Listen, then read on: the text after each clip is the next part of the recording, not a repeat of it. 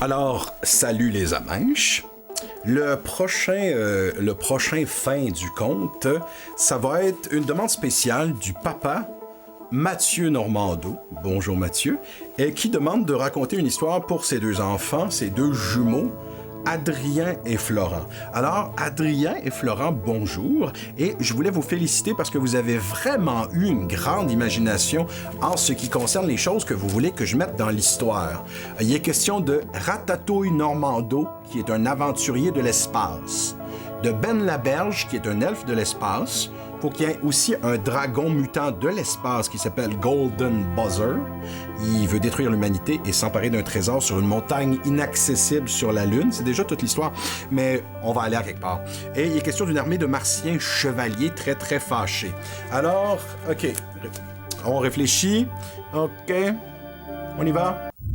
Les aventures de Ratatouille Normando et de Ben, l'elfe de l'espace. Ça faisait très très longtemps que Ratatouille Normando et Ben, l'elfe de l'espace, son meilleur ami, son compagnon de toujours qui le suit absolument partout, se promenaient dans l'espace, dans leur voiture, en forme, pas dans leur voiture, mais dans leur vaisseau spatial qui peut devenir une voiture quand on descend sur une planète. Alors leur vaisseau spatial en forme de soulier, ou plutôt en forme de patin à roulettes. Parce que dans le fond, c'est un soulier qui vole, comme ça dans l'espace, un gros soulier qui crache du feu en arrière comme un jet boot. Et qui fait... Mais le soulier, quand il atterrit sur la Terre, les petits trous font ting, ting, ting en dessous, et ça devient comme un patin. Un patin à roues alignées, mettons. Non, parce qu'il tomberait sur le côté. Donc un patin à roulettes, là, vraiment comme dans l'ancien temps, avec des roues sur les côtés. Alors eux autres, ils volent là-dedans dans l'espace et ils essaient d'aider les gens, de leur donner des coups de main. C'est un peu comme Han Solo et Chewbacca, sauf que c'est Ratatouille et Ben l'elfe. Ben l'elfe est tout petit, il a des grandes oreilles très très pointues et il est vert. Il y a là aussi des antennes. Alors peut-être que c'est un elfe de l'espace qui est en fait un martien que les gens pensent que c'est un elfe. Alors ça crée beaucoup de confusion, vous comprenez les enfants? Est-ce que c'est un elfe ou est-ce que c'est un martien ou est-ce que c'est les deux? I don't know! C'est pas grave. Mais Ratatouille Normando, par exemple, est un grand aventurier. Il a un éclair comme ça qui traverse son habit, un peu comme Flash Gordon ou Buzz Lightyear. Okay, il a des cheveux blonds, toujours bien peignés, ok? Et il a un super beau gun laser avec des ronds comme ça, là. Quand Ratatouille Normando, il sort son fusil laser, il faut qu'il fasse le son avec sa bouche pour que ça tire. Piou, piou, piou, piou, piou, piou, piou, piou. Alors, ils se promènent comme ça dans leur vaisseau spatial et ils décident d'aider les gens. Et un jour, ils arrivent sur une étrange petite planète où il y a un petit garçon qui parle tout seul avec une fleur. Il est probablement un peu fou. Il se fait appeler le petit prince et il arrête pas de flatter comme ça rose en dessous d'une cloche de verre en parlant tout seul. Je pense qu'il est un peu crackpot. Alors, ils descendent sur la planète. Ils font « Un petit garçon tout seul sur la planète qui parle à sa fleur tout seul. On est en mission spéciale pour aider des gens. » Mais là, ça fait longtemps qu'on vole dans notre soulier cosmique vaisseau spatial et on n'arrive pas à trouver vraiment personne à aider. Est-ce que tu peux nous donner un conseil? Alors, le petit prince, il fait « Les abeilles!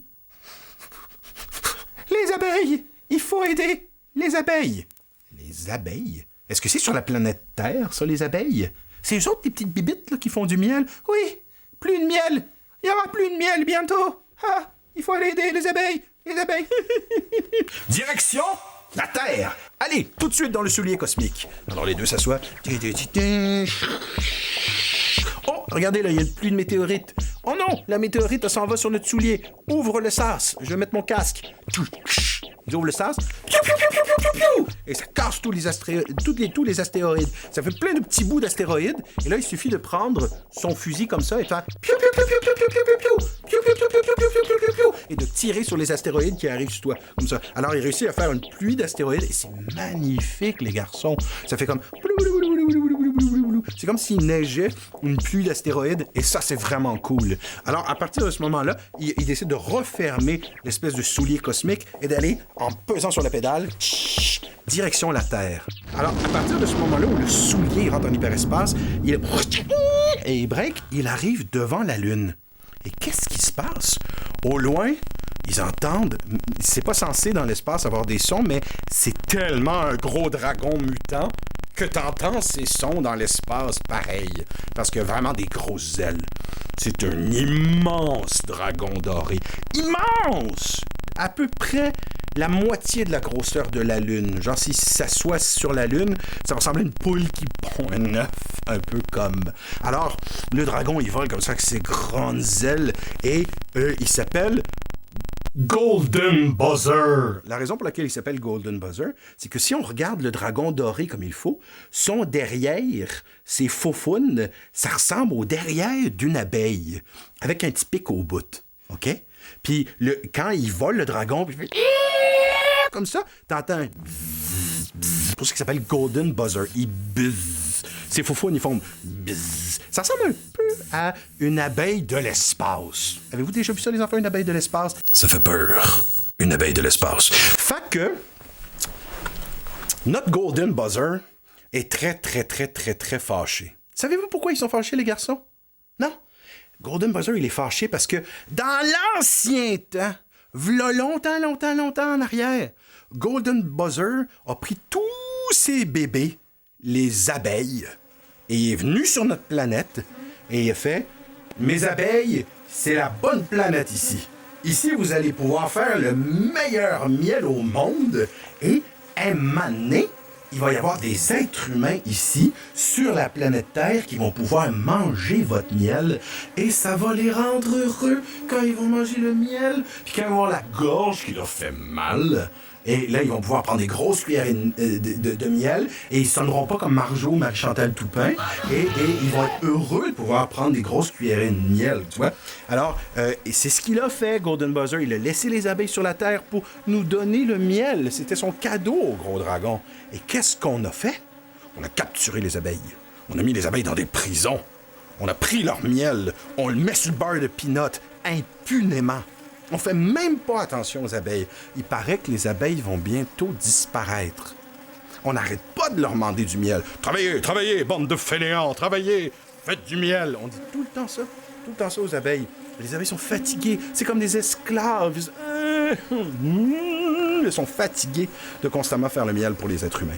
Alors Golden Buzzer est tanné de ça.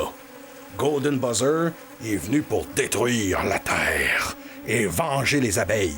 Il dit « Mes abeilles, venez dans les petites poches de rangement que j'ai dans mes ailes et je vais vous protéger et je vais détruire la Terre.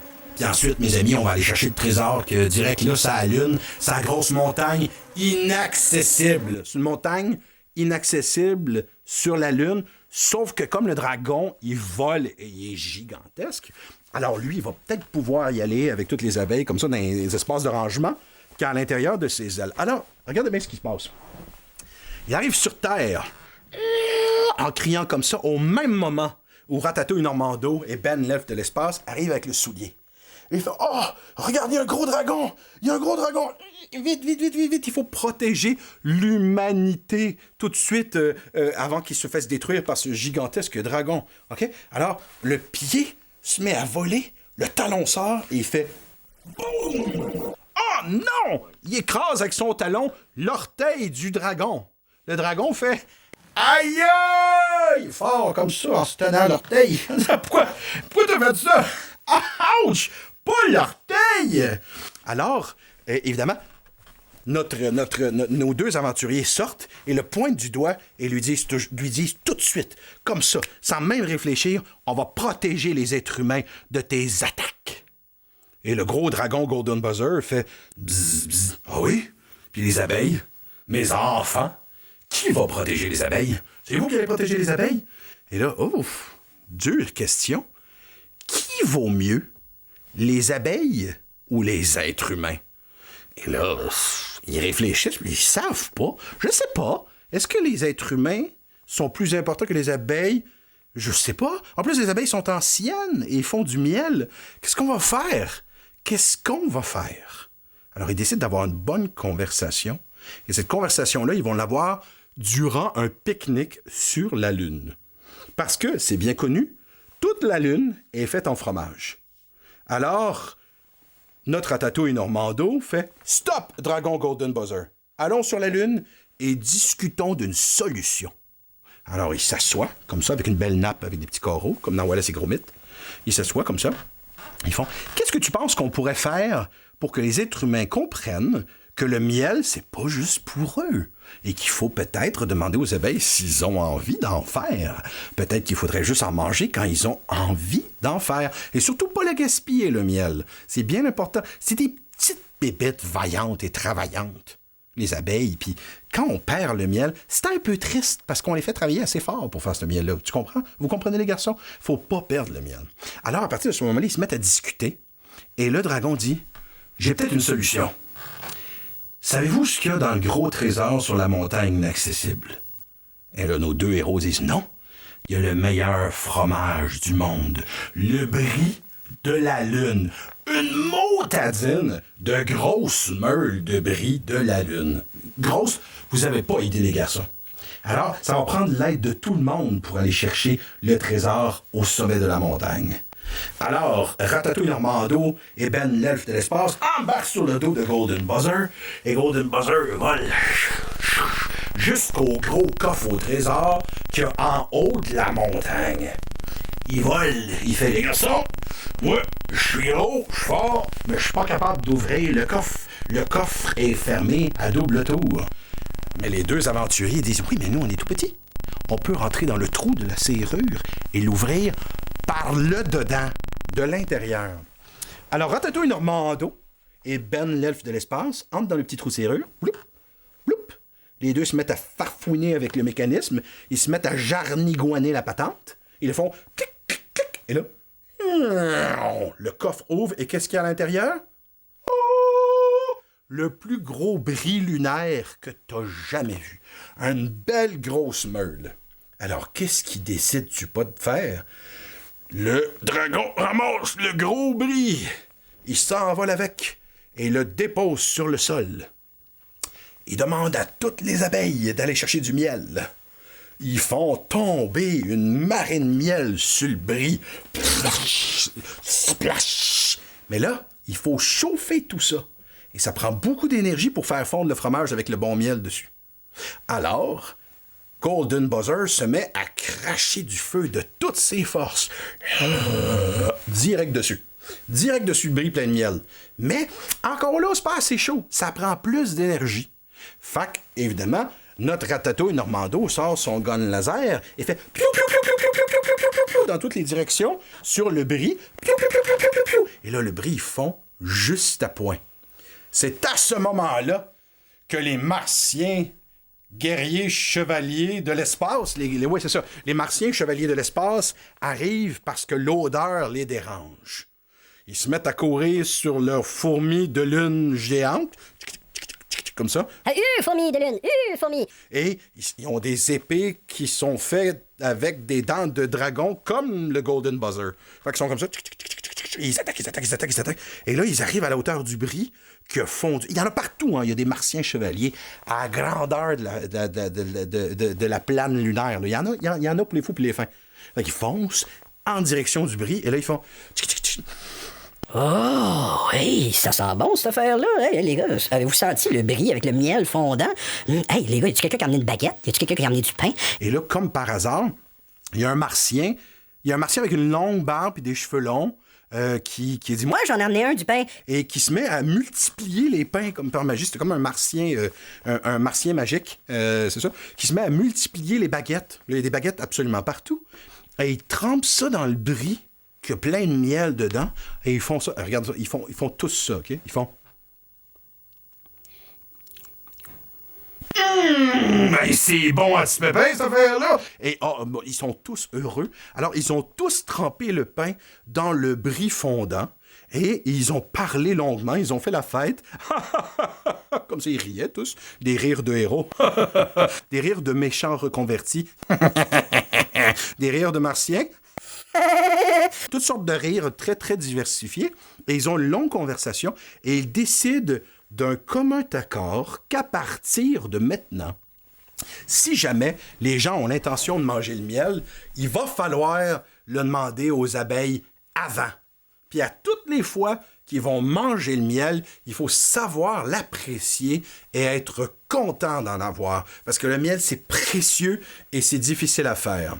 Alors, les enfants, je souhaite la prochaine fois que vous allez manger des beurres et de toast au beurre de pinot et au miel, ou que vous allez tremper vos petites croquettes de poulette ou vos petites croquettes végé dans des copes de miel. J'espère que vous allez penser à mon histoire dans votre tête et que vous allez trouver ça drôle. Et ça m'a fait plaisir de vous appeler pour vous faire un beau coucou et vous dire bonjour et prendre vos détails pour vous faire une autre histoire la prochaine fois.